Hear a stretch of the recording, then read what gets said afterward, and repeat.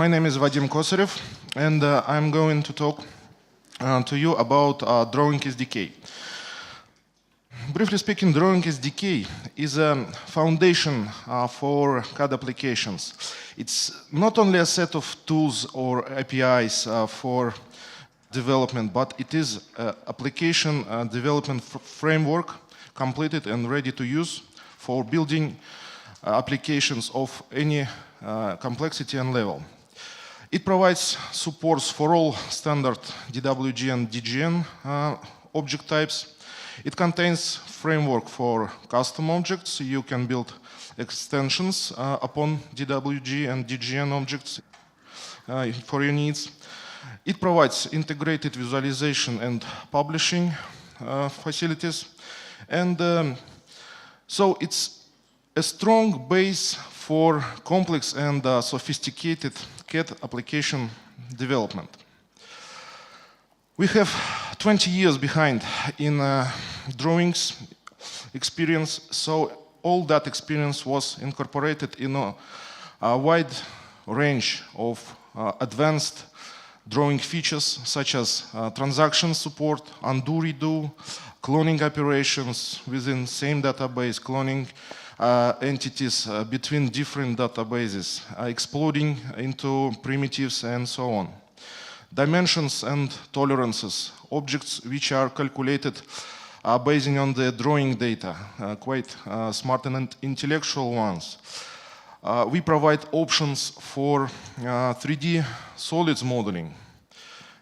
And Drawing SDK contains integrated framework for web application development. So you can build a CAD application on your own, and it can be run in the internet. We provide new features and enhancements and improvements each release, each year. So this time in recent release, we want to highlight some of them. Modulus refactoring for developers to make it easier and a more elegant way to use the API and Modulus. Crypto API refactoring and data link between table and Excel files were refactored to get the cross-platform ability. Associative entities set is extended with 2 more entities, center lines and center mark. And we have BREP API improvements. Particularly, we implemented extrude and revolve operations within Drawing SDK.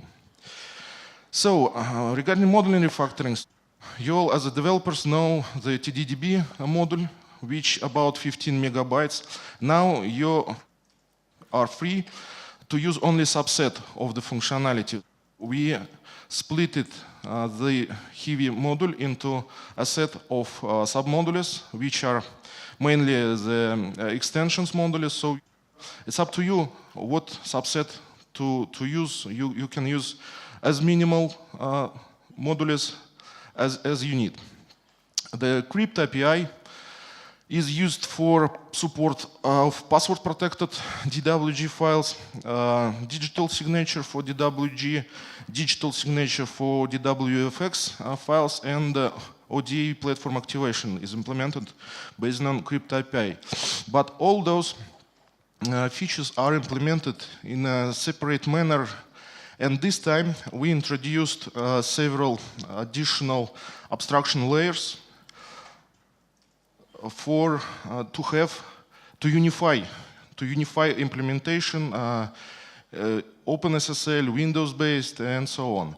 For DWFX digital signature, we still have only Windows-based implementation, but we are prepared and ready for incorporate cross-platform data link between DB table entities and Excel files allow you to have data from Microsoft Excel directly into DWG database. Previous implementation used ADO and were only available for Windows. And this time we took a libxl library and made the implementation of DB data adapter interface upon that library. This library is not free, but it is reasonably priced to have cross-platform support of interaction with Excel data, for example, on Linux or Mac. Associative entities are associative dimensions, associative arrays, associative surfaces, and this time we implemented two more. Associative entities is center marks and center lines, which are built upon arc entities such as circles or arc segments of polylines. To calculate its data, to calculate the center marks, for example, they can trace full subentity paths to find the objects which they should be associated, starting from viewport through entities ID and finally at subentity IDs. They can track this path using external references. Transpartial associativity allows to work from paper space to model space for that calculation. Associativity with edges of 3D solids and surfaces allows to work with arc segments from native solid entities.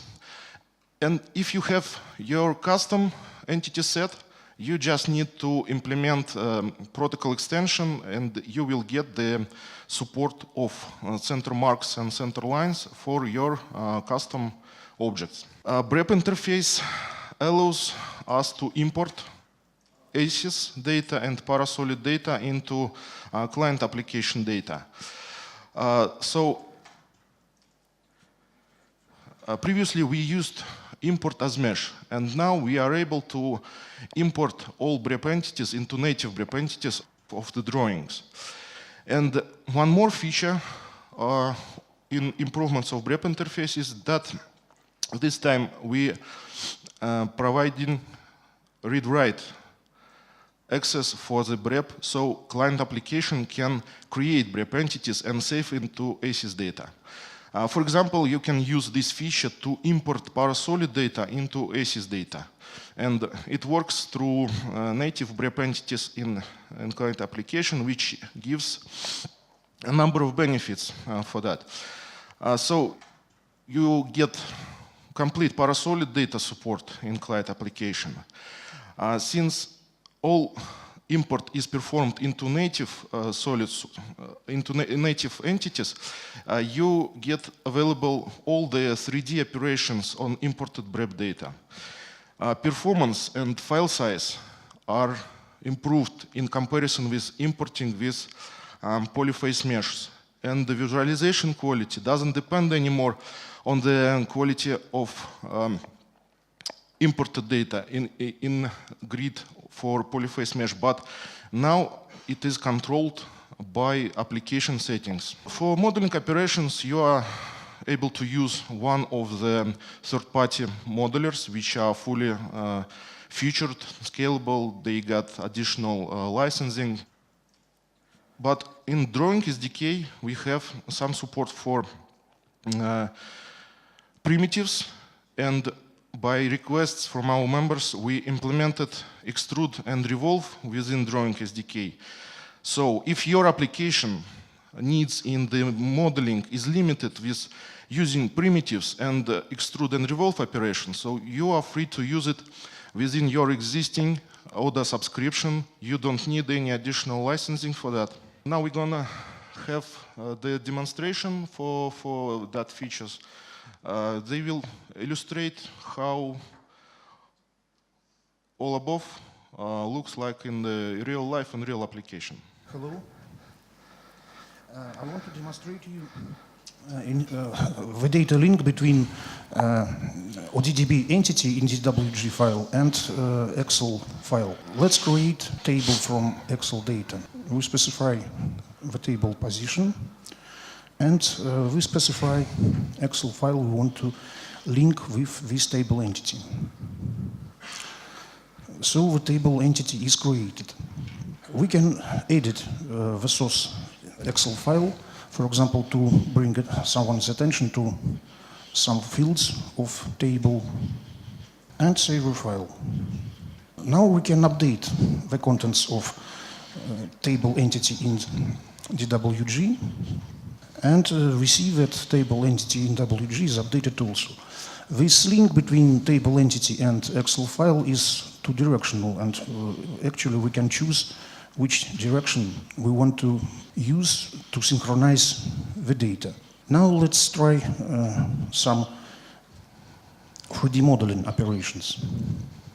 We have an old 2D drawing, and now we'll create 3D solid using this 2D data. We select the axis of revolution and the data to revolve.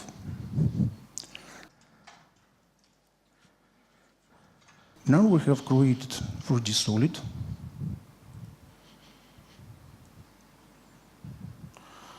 From 2D data.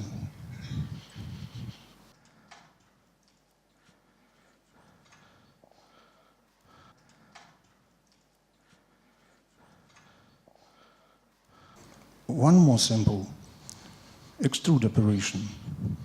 We have 2D polyline. First we create origin from it. Origin is created. Now we run extrude command. We select the object to extrude and create 3D solid by extrude. This functionality previously was available only with a modeler using third-party library, and now it's available with the standard modeler. Okay, we continue developing of DGN support. This time we implemented several features such as graphical cache, which allows you to see the graphic and to visualize the object even if it is not loaded from DGN. We implemented support for extended graphic element. We implemented purge functionality for cleaning up the database from unreferenced objects to make it less. Local variables list support and customer XML schema support also introduced in recent releases. Another interesting stuff is the PDFium. PDFium is the third-party library, it's a Google library. It's open source. We took this library to implement PDF underlay, so now we have alternative implementation for PDF underlay in addition to the existing one. And PDFium allowed us to implement PDF import functionality. And we incorporated it as a part of your existing ODA license, so it is available under your regular subscription already. PDFium is available on various platforms, including Windows, Linux. It provides support for mobile platforms, iOS and Android. PDF underlay, actually, it is a regular underlay entity which allows you to have a reference to PDF data, PDF graphics from your drawings. It supports all the regular underlay operations are supported, so such as underlay clipping. PDF layers are supported also using PDFium. PDF import performs direct import of the PDF graphics into database. So you are having entities of drawings SDK within instead of only underlay. All the graphics entities are imported as native entities. Okay, moving on to extensions for Drawing SDK, which already are available under different licensing, actually. So some of them are special interest group. So the first one is the Architecture SDK. It is SDK for architectural design. It contains operations and support for architectural objects which are viewport dependent. That means that architectural objects should be visualized in different ways, in 3D, in front view, in plan view, because of requirements of architectural drawing standards. Those objects are style-based. We assign a style to each of objects, and that means if we want to change the calculation of the objects, for example, windows or doors or so on, at once for all, we edit the style, and this style applied to all entities which have this style. And Architecture SDK is an extension for DWG files format as well. Some examples of architectural SDK primitives. So these are walls which can be a different style, a different form. They can be straight or arced, have several components within. The next objects are like openings, doors, windows, and door window assemblies. Entities of roofs are built, are calculated using the geometry and using the data of existing building. Stairs and railings, and slabs and structural members like beams, columns, and braces. Documentation primitives are such as 2D sections, associative dimensions. One dimension shows not only outer sizes, but sizes of all embedded objects. Schedule tables, which allow us to calculate a total number of windows, total number of doors on the floor, and spaces for which we support several standards for spaces calculation. The support of architectural objects starts from version of 2000, and we support till the very recent DWG objects version. We have viewport dependent and 3D visualization for all objects in Architecture SDK. We provide data access and create and modify API as C++ and .NET. And we support snap and grip points for most major ones. So it allows you to use user interface for interacting with objects and editing those objects. Recalculations of sections is made automatically based on changing in model, associative spaces, and so on. So new features this release are improvements in corner windows. We implemented stringers for all stair types, so you can see that you still can use stairs without or with stringers. By request from our clients, we implemented stair clearance object, which shows the volume which occupied by the stair. The Civil SDK provides facilities for civil engineering. Civil SDK objects support starts from 2016 and to the most recent. We have limited visualization support, but for the most major entities, the visualization is implemented, but the work is still ongoing. We have limited creation support in the same manner. We have started the project to get the Civil SDK be as mature as other SDKs. We improved visualization of pressure network in plan and profile view. We implemented super elevation views. These are views which shows difference between heights of different sizes of the road on the road turns. The same for cant views. It's the same functionality, but regarding rails on a railway for trains and building sites. Building sites is the feature for collaboration between BIM and civil products. This year we implemented support for Civil 2019 objects, and we implemented support for creation of alignments objects. For the plans, we will continue create improve visualization for surface catchment areas, pressure networks in section view is our plans. We will support large surfaces, the surfaces when you have several millions of geo points. We will extend public API for work with all the functionality, and we plan to implement support of creation for profiles. This is the next important group in civil engineering. A short demo regarding Civil SDK will show recent features of creation objects. This demo, I'll show how to create civil alignment from plain drawings polyline. Now we can see a drawing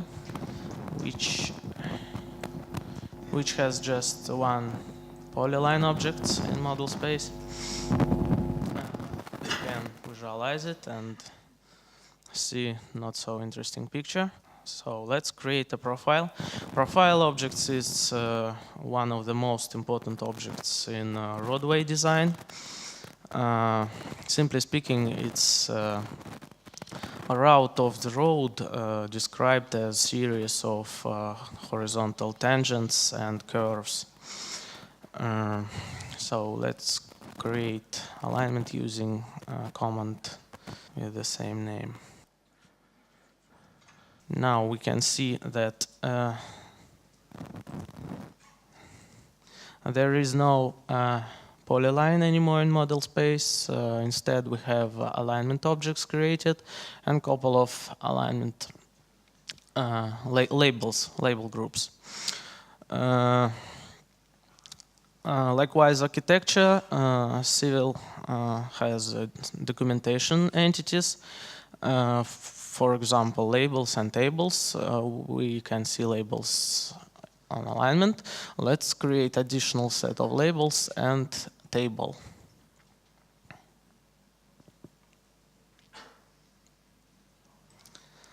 Now we can see that a table was created. We see that that alignment contains 6 parts, 2 tangent parts and 4 curved paths. We can see some useful information about each part, for example, length, radius for curved path, and starting information, start station, end station. Like architecture, civil objects can have styles. For example, if we change style of table, we can choose which properties of alignment will be shown in the table. And we can choose appearance of alignment. Mechanical SDK. It's important because all objects within that SDK must strictly follow international standards for drawing entities. There are not so many, but the requirements are quite important and strict. So we implemented overall 27 entities for drawing industrial standard entities, and we support 7 priority standards for those objects. The version compatibility starts from 2013, and we can load and save in from any of those versions to any of those versions as well. So you can see that there are some more industrial standards for mechanical entities, but first 7 are defined by special interest group as the priority ones. This time we added support for BOM table. BOM table is the bill of material table, which implemented for grouping market entities and to provide summary information for that entities. We can mark entities for BOM table calculation as by references and by components. And we implemented 3 types of BOM table, main, border, and assembly, which differs with algorithms of calculation the BOM table information. What is components? Components are implemented for mark complex geometry and set is as one single unit. We can organize components as assemblies and build hierarchies of components. So those components with the complex geometry are reusable using the components instances. The revision support is something built upon the DWG, so it's not so feature for drawing SDK as the feature of the drawing itself. This allows you to work with drawings in the same manner as you work with the source code. You can make, commit your changes, check out, create branch, merge results of work from different branches to calculate difference. So to support that, we invented the DSF format, drawing stream, so-called it DWG-like binary format, but with some additional information. So in the same manner as you work with simple drawing, you can work with the DSF files. You can export each revision of your work as you do, for example, when you need to save each step of your work into a separate files. And it reduces storage size with DSF file compression. So what is the content of the revision? With each revision, we store added and updated objects. We store a handle map, class map, reference to the database, and optionally we can save the thumbnail to make it easier to navigate through history tree to get the appropriate revision to start work or to export or for anything else.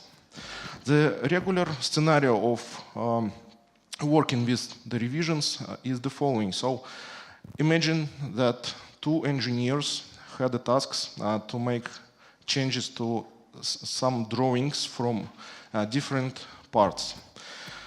They import DWG file into DSF. Each of them create his own branch. They start work, they commit changes on everyday basis or on weekly basis.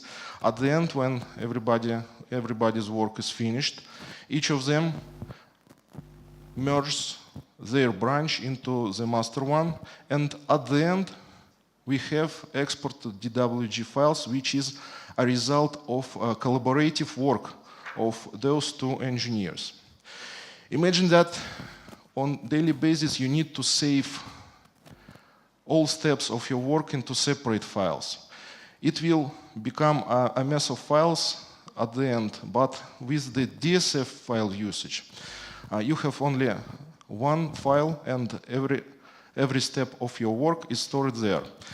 It saves not only the storage on your hard drive, but it also saves your time, your traffic, and gives you a profit at the end. The first part of the demo is on how to work with revisions in one of our sample applications, which is called ODA Drawings Explorer.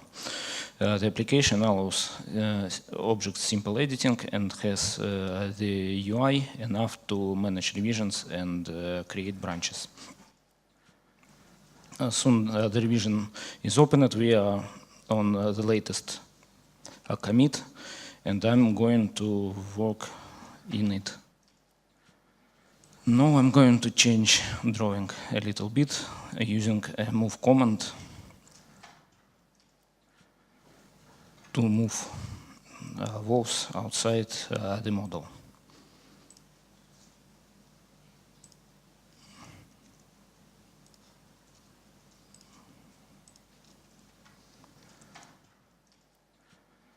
And now I need to store my changes into the DSF storage. I'm going to create a new branch.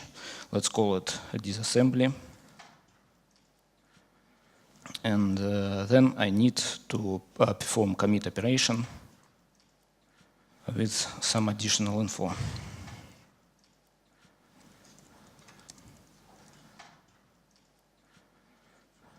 Now you can see that a new branch with a single commit has just appeared in history tree. As a new revision was committed, it can be compared with any other revision in DSF storage. And we can see differences between revisions by moving slider.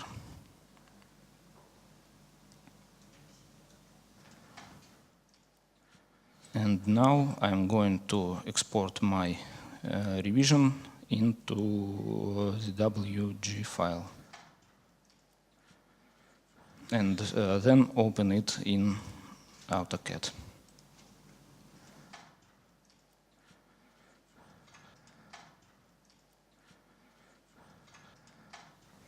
And this one is exported from DSF storage file. And the second part shows ODA viewer application. I'm opening a huge file, and you can see that vectorization takes some time. And now I'm going to walk through revisions and show differences between them. The first one is the history of creation of a compressor station. In this revision, platform was added, then racks, compressors, batteries, pipeline, and so on. And the second branch keeps the history of creation of high voltage transmission line. Transmission towers were added, electrical wires, and contacts. Pay attention to the speed of switching between revisions. It isn't needed to vectorize a full database every time. And here, just changes are vectorized on each step as I switch revisions. The next revision shows the result of merge operation. And here, all changes from green and black branches were united. And the latest revision will add some storage tanks in the drawing.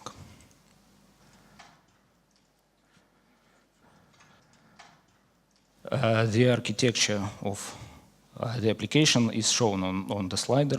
As soon as the user clicks on the item of history tree, revision controller loads all needed data, and vectorizer device vectorizes those data into visualized database, and finally user sees a result picture on his screen. That's all.